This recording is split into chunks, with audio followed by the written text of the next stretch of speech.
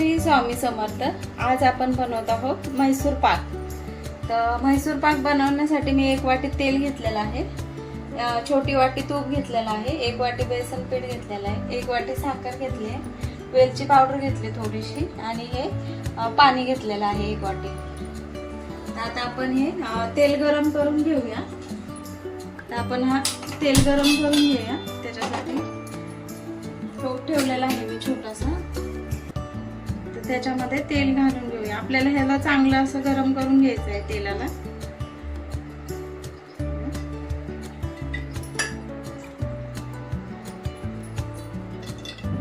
आता आपलं हे तेल गरम होते तोपर्यंत आपण इथे हे बेसन पीठ तुपामध्ये घोळून घेऊया। एक भांडे घेतले, त्याच्यामध्ये मी हे बेसन पीठ टाकते आणि 1 वाटी तूप टाकते। ह्याला आपल्याला हे माझं तूप घट्ट झालंय फ्रीज मध्ये ठेवलेलं म्हणून, तर ह्याला आपण आता मिक्स करून घेऊया चांगलं।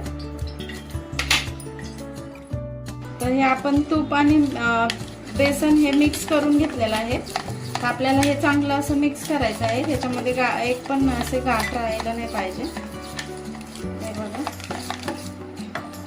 तर आपलं हे चांगलं असं मिक्स करून झालेलं आहे असं। तर आपण हे आता साईडला ठेवूया आणि आपण पाक बनवायला घेऊया। तर आता आपण ही कढई गरम करायला ठेवलेली आहे, त्याच्यामध्ये 1 वाटी साखर घालूया आणि हे छोटी 1 वाटी पाणी घालूया। तर आपल्याला ह्याचा पाक बनवायचा आहे। तर आपल्याला असं जास्त पातळ पाक नाही, असं एकतारी पाक बनवायचा आहे। तर हे बघा, आपला असं पाक साखर विरघळायला तयार झालेली आहे, विरघळत आहे। तर आपल्याला ह्याचा चांगला असा एकतारी पाक बनवायचा आहे। आपण ह्याला असं सतत ढवळत राहूया, म्हणजे साखर पटकन विरघळेल। तर आपल्या इथं पाक तयार होते तोपर्यंत आपण एका भांड्याला तूप लावून घेऊया। तर ह्याच्यामध्ये आपल्याला हा म्हैसूर पाक सेट करायचा आहे। तर मी ह्या भांड्याला एका तेल लावून घेते। हा डबा घेतलाय मी कुकरचा, तर असं हे व्यवस्थित लावून घ्यायचे। ह्याच्यामध्ये छान असं सेट करायला आपल्याला ठेवायचं आहे। आपलं हे लावून झालेलं आहे। आपण एकदा चाचणी ढवळून घेऊया। आपलं तिकडे तेल गरम होत आहे असं। तर इथे आपला पाक तयार होतोय, तर आपण एकदा चेक करूया झालाय की नाही। तर इथे मी एक ताट घेतलंय, त्याच्यामध्ये पाणी टाकलंय, तर त्याच्यामध्ये पाक घालून बघूया।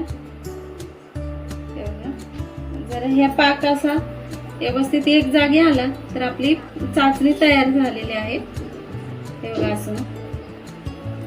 तर आपण एकदा ह्याला चांगला ढवळून घेऊया असं व्यवस्थित, म्हणजे अजून थोडासा शिजेल, म्हणजे तो कसा अजून थोडा कच्चा आहे, अजून थोडीशी घट्ट झाली पाहिजे।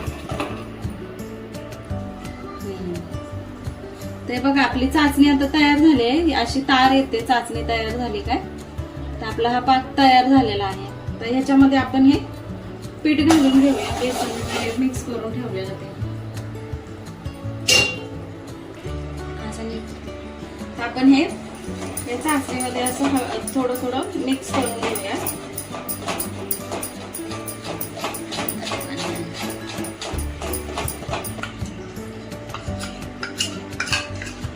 बंद आहे ना। तर आपल्याला हे चांगलं असं ह्या पाकामध्ये शिजवून घ्यायचंय व्यवस्थित। तर आपला गॅस बारीक आहे, ते स्लो आहे। तर आपण ह्याला असं एकसारखं कलर चेंज होईपर्यंत सतत ढवळत राहायचं आहे याला।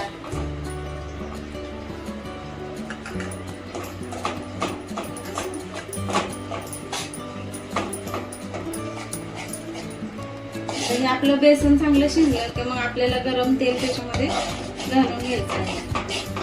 तर आता इथे मी वेलची पावडर घालते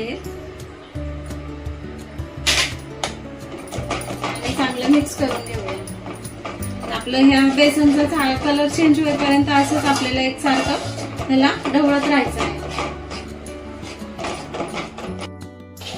हे बघा आपलं आता हे छान असं बेसन शिजायला लागलेलं आहे, कलरही चेंज होत आहे. तर ह्याला असे चांगले बबल यायला लागले.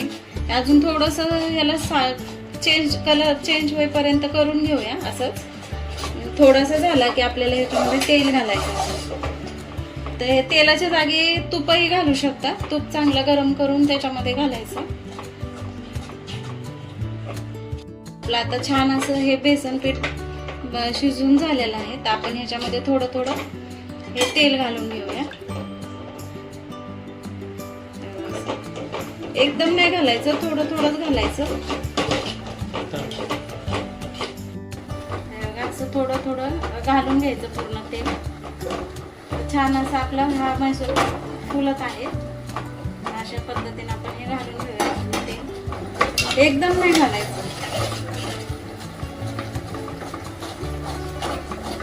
तर ह्याला सतत असं ढवळत राहायचंय.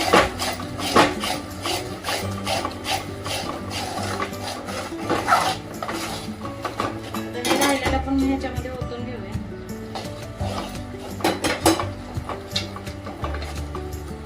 ह्याला जास्त वेळ असं ढवळत नाही.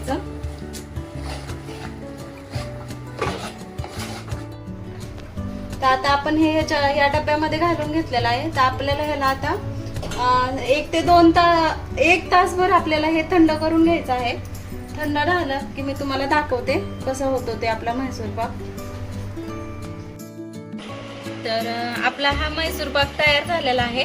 तर आपण याला पलटी करून बघूया कसा झालाय ते. याला काढून घेऊया.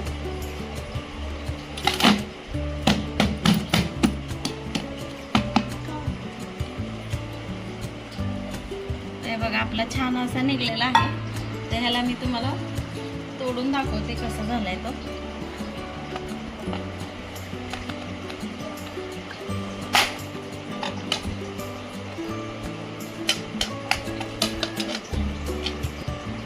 तर हे बघा छान असं आपला झालेला आहे. छान आतमध्ये जाळीही पडलेले आहे.